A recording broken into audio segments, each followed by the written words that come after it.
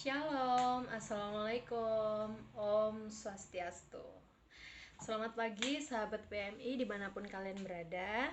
Jujur pagi ini aku pribadi seneng banget ya, karena hari ini nenek adalah majikan saya. Aku punya kesempatan untuk bisa ngobrol santai bareng beliau. Saya pengen nanyain bagaimana sih pengalaman, kesan, dan pesan beliau ketika pertama kali mengambil asisten rumah tangga. Yuk, mari simak video berikut ini.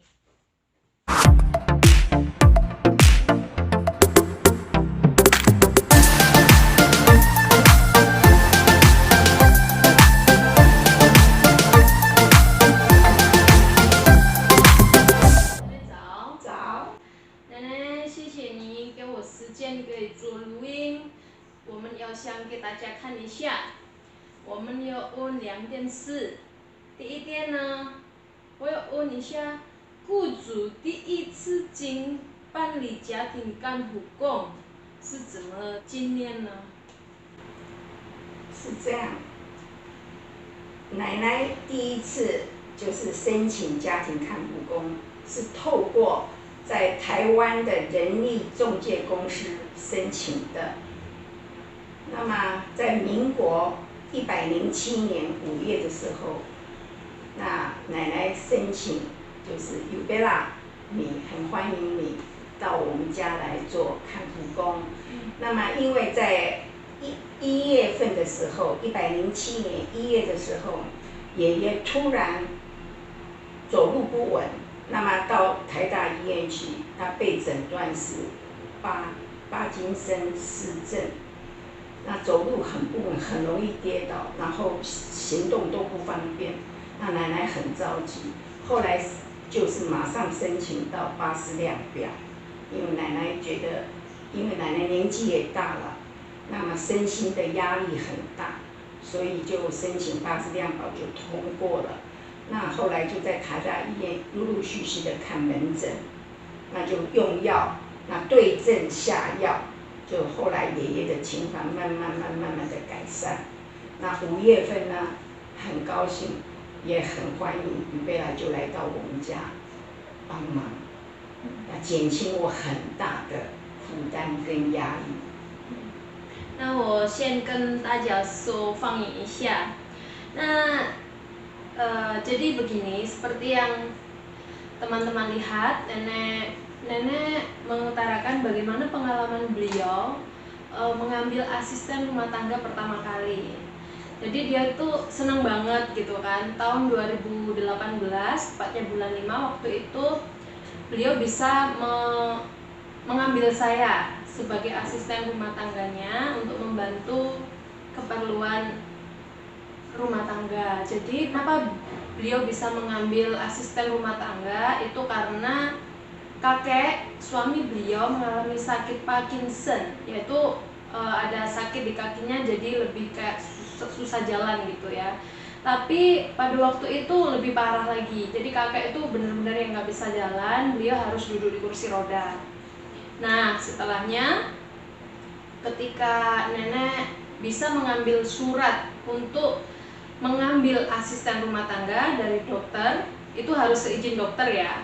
Jadi ketika itu juga nenek langsung mencari kantor agensi untuk mengurus bagaimana cara pengambilan asisten rumah tangga.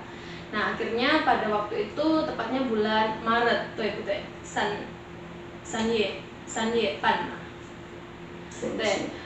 Maret untuk ngurus prosesnya, terus kebetulan waktu itu kita telepon, waktu itu posisi saya ada di Indonesia, jadi kita lewat video call gitu kan, lewat video call beliau biar tahu bagaimana kita melakukan interview. Jadi seketika itu juga beliau senang. Akhirnya ketika itu saya di Indonesia melakukan proses, kemudian selang berapa waktu, 2 bulan, karena saya ambil calling visa ya, jadi 2 bulan proses, saya juga ex Taiwan, jadi bisa mudah juga. Ketika itu akhirnya tepatnya 2018 bulan 5 saya sudah bisa datang ke sini untuk membantu beliau. 谢谢奶奶。那现在我要问一下，第二点呢，雇主最喜欢的外劳是怎么样的人？像尤贝拉这样，我跟尤贝拉还没有申请他入台湾的时候，我先他透过视讯，那么 interview， 我看了他，我就看到你，我非常喜欢，因为你那个面相很可爱，那看起来就很聪明的样子，那奶奶一看就很喜欢，我就答应说这个好，那我就跟中介透过中介说好，让他进来我家来帮忙。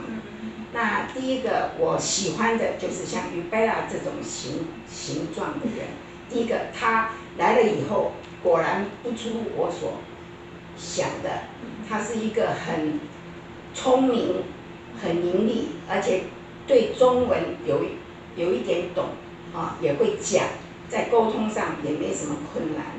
最重要，他非常诚实，就是能够让雇主很相信他，很信任他，而且他什么事都懂得感恩，这是奶奶很欣赏的地方。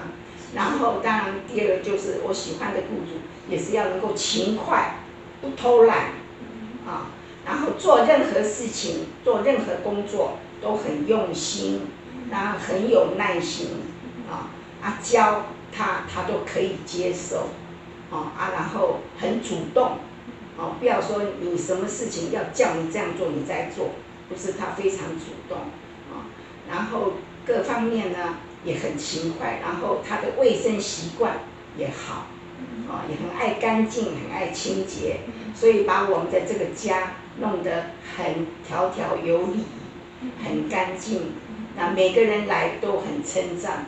那这个呢，我的运气非常好，很 lucky， 我找到这样的像尤贝拉这样的外劳，所以奶奶很开心。所以呢，这么多年来，2年多，差不多2年2个月，他对我的帮忙很大，也减轻了我很大的负担。谢谢奶奶。Nah, seperti yang teman-teman lihat, bisa dilihat ya. Jadi saya tadi pertanyaan kedua saya yaitu apa sih, bagaimana sih kriteria asisten rumah tangga yang biasa majikan sukai, seperti itu. Jadi beliau itu bicara bahwa beliau sangat senang bisa bertemu saya, bisa mendapatkan saya menjadi ART. Jadi waktu itu beliau hanya melihat saya dari video call ya, waktu di interview karena saya di Indonesia. Setelah video call beliau yakin, wah ini orang cocok gitu. Jadi kelihatannya pintar. Jadi lebih tepatnya majikan itu biasanya suka dengan asisten rumah tangga yang jujur terutama, terus murah senyum, lalu kalau diajarin itu nggak menggerutu, jadi mau senang menerima pelajaran baru gitu kan. Terus yang kedua apa ya, eye kancing itu lebih tepatnya mencintai kebersihan. Jadi Sutong itu adalah inisiatif, jadi kita punya inisiatif untuk bekerja. Jadi kalau kerja tuh nggak nunggu disuruh-suruh gitu. Itu yang kriteria normalnya majikan sukai. Jadi benar-benar yang beliau bilang, beliau sangat senang bertemu dan boleh mendapatkan saya untuk membantu membersihkan rumah tangga, kegiatan di rumah tangga ini, seperti itu. Jadi terima kasih banyak nenek waktunya. 谢谢奶奶你的时间，可以跟我们聊天。那以后我们可以，如果有空，我们2个可以再聊天。很多事我可以问奶奶，然后我可以分了给他们看。那在台湾是怎么样？在台湾的很多好的补助。那以后我们再找时间可以聊聊天。谢谢奶奶。 Halo teman-teman, jadi maaf banget ya ketika tadi saya saat berbincang-bincang sama nenek jadi kayak grogi gitu ya. Ini kan pertama kalinya nih saya coba memberanikan diri sama beliau. Jadi saya pengen tahu alasan beliau kena pertama kali mengambil asisten. Jadi saya ini adalah asisten pertamanya beliau gitu. Jadi ceritanya adalah dulu tahun 2018 tepatnya, kakek itu udah mulai sakit gitu loh. Jadi tiba-tiba nggak bisa jalan. Jadi tiba-tiba itu jalannya itu goyang-goyang gitu ya. Jadi waktu itu juga nenek memutuskan untuk membawa kakek ke rumah sakit, periksa, dan ternyata hasilnya berkata bahwa kakek punya sakit Parkinson. Parkinson itu adalah sakit yang mana yang ada kelemahannya itu ada di kaki. Jadi tiba-tiba dia nggak bisa jalan normal seperti itu. Jadi singkat cerita, pada bulan Maret nenek pergi ke cari agensi gitu. Jadi agensi Taiwan, akhirnya nenek pergi ke beliau. Terus mereka mencarikan asisten. Tapi nenek maunya yang dari Indonesia. Oke, tepatnya waktu itu saya ada di Indonesia dan tepatnya juga saya waktu itu mau proses ke Taiwan gitu. Jadi akhirnya dengan maksud Tuhan ya kan. Jadi saya diperbolehkan bertemu dengan beliau melalui video call waktu itu. Jadi akhirnya kita video call untuk melakukan interview dan beliau bilang oke, saya senang dengan anak ini gitu. Jadi nggak selang berapa lama, saya proses 2 bulan. Pada Mei 2018 saya bisa datang ke Taiwan. Sampai di Taiwan akhirnya puji Tuhan juga kan, kakek itu pemulihannya sangat cepat. Jadi waktu saya datang itu kakek udah agak mendingan, udah bisa berdiri, nggak perlu harus setiap hari di kursi roda seperti itu. Tapi untuk saat ini kakek ya tetap, jadi kalau jalan itu harus sangat pelan sekali. Jadi setiap kali ada di perempatan atau di lampu merah seperti itu, di stopan kayak gitu, dia harus didorong lewat naik kursi roda seperti itu. Jadi untuk kriteria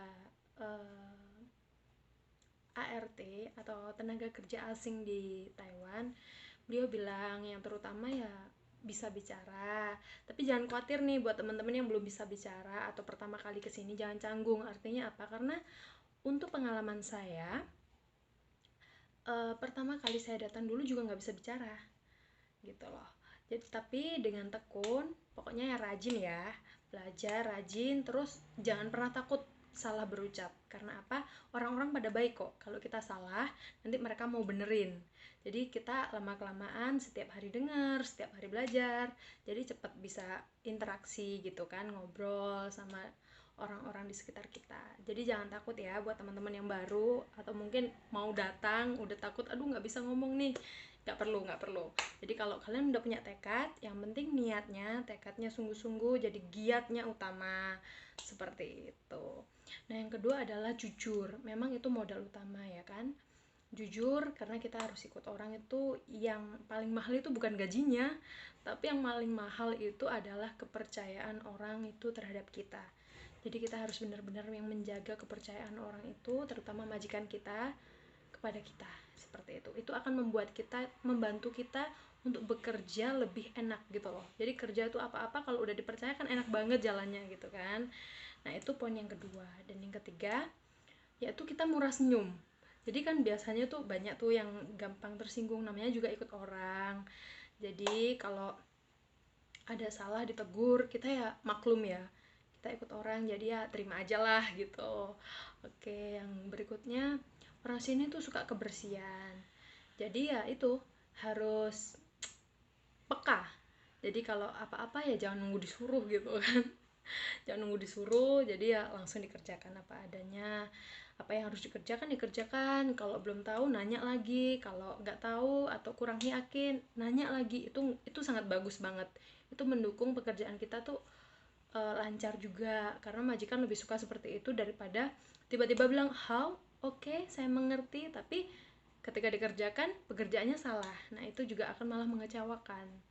Nah seperti itu, jadi lebih baik kalau salah atau kalau nggak tahu, kurang yakin, itu tanya aja. Oke, itu pesan buat teman-teman yang mungkin belum datang ke Taiwan atau akan datang ke Taiwan. Jadi nggak usah takut lagi, yang penting optimis aja. Ingat tujuan kita datang kemari adalah untuk bekerja, memperbaiki nasib, ya kan, sama-sama gitu kan. Jadi video kali ini sekian dulu sampai di sini. Nanti lain waktu mungkin kalau ada teman-teman yang pengen request atau ada yang pengen teman-teman ketahui, boleh tanya-tanya ya kan. Nanti saya akan bantu mencari jawabannya buat teman-teman sekalian. Terima kasih sudah menonton dan mengikuti video saya. Sampai jumpa.